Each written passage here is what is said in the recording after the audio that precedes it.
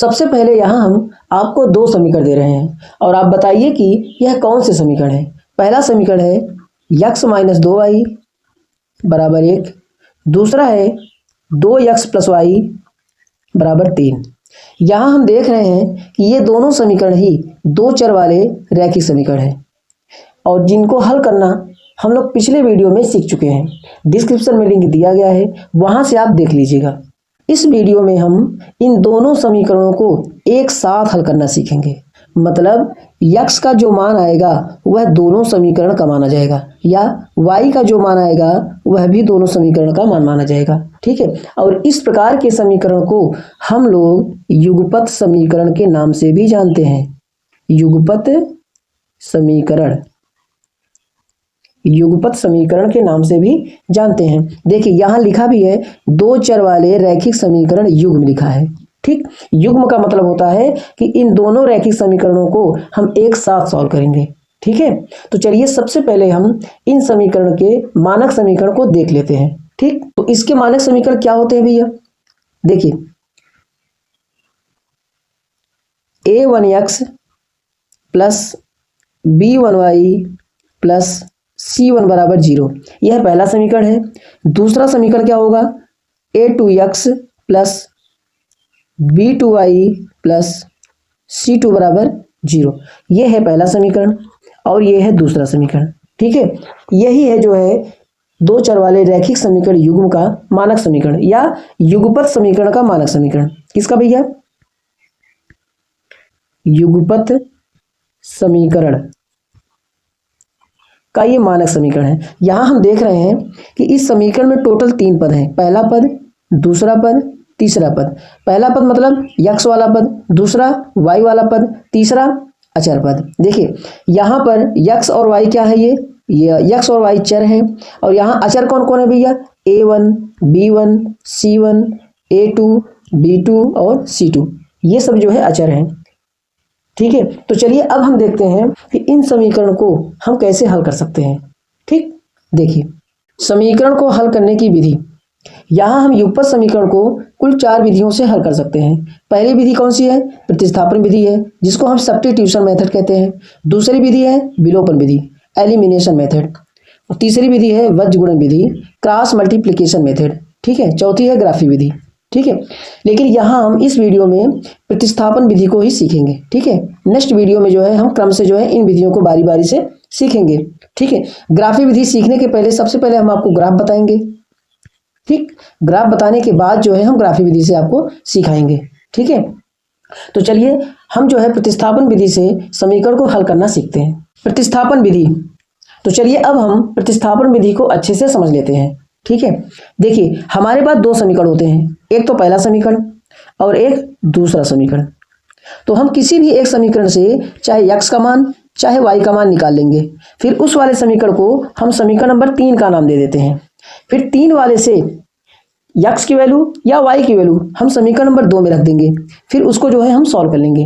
तो चलिए एक एग्जाम्पल के द्वारा जो है हम इसको और अच्छे से समझ लेते हैं। ठीक है, देखिए यहाँ हम एक समीकरण ले रहे हैं 2x माइनस 3y बराबर 13, यह है समीकरण नंबर फर्स्ट। और एक दूसरा समीकरण है 7x माइनस 2y बराबर 20, यह समीकरण नंबर 2 है।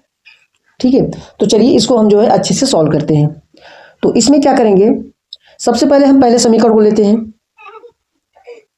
2x माइनस 3y बराबर 13, यह पहला समीकरण है। तो चलिए इसमें से चाहे x का मान निकालें चाहे y का मान निकालें। तो चलिए हम सबसे पहले y का ही मान निकाल लेते हैं। ठीक है, देखिए माइनस 3y बराबर x को हम उधर ले जाएंगे तो ये माइनस हो जाएगा, तो 13 माइनस 2x। ठीक है, अब हम y का मान कैसे निकालेंगे भैया? y बराबर कितना हो जाएगा? y बराबर हो जाएगा 13 माइनस 2x, 3 नीचे चला आएगा माइनस 3 हो जाएगा।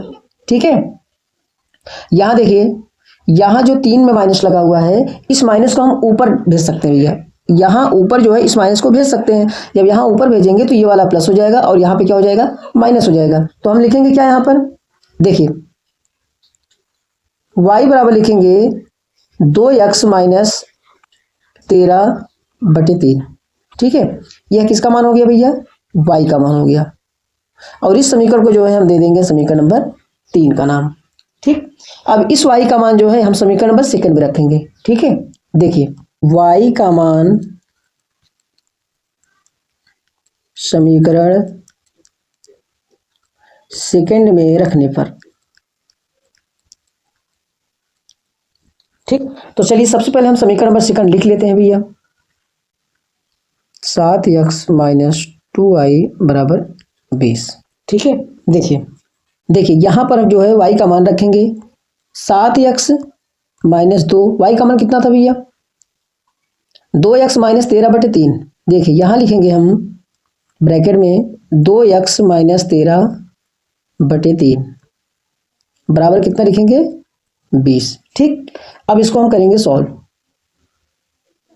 देखिए 7x माइनस 2 का अंदर गुणा करेंगे भैया, कितना हो जाएगा? 2 दूनी 4x और माइनस माइनस प्लस हो जाएगा 13 दूना 26 और यहाँ हो जाएगा बटे 3 बराबर हो जाएगा 20। 3 का गुणा साथ में करेंगे, कितना हो जाएगा? ये 3 सत्ते 21 माइनस 4x प्लस 26 और पूरे का बटा हो जाएगा 3 अब बराबर हो जाएगा 20। ठीक, अब उसके बाद जो है देखिए 21 में से 4 घटाएंगे 17x और प्लस 26, 3 का 3 गुणा हो जाएगा भैया, कितना हो जाएगा? 20 3 या 60। 26 को हम उधर ले जाएंगे, कितना हो जाएगा? 17x बराबर 60 और ये 26 उधर जाएगा माइनस हो जाएगा 60 माइनस 26। 17x बराबर 60 में 26 घटाइए, कितना हो जाएगा? 34। ठीक है, अब देखिए x बराबर हो जाएगा 34/17, 17 दूना 34, तो x बराबर कितना आ गया भैया? x बराबर आ गया 2।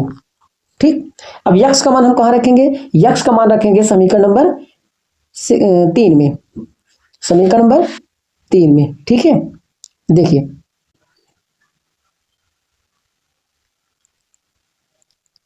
x का मान समीकरण 3 में रखने पर,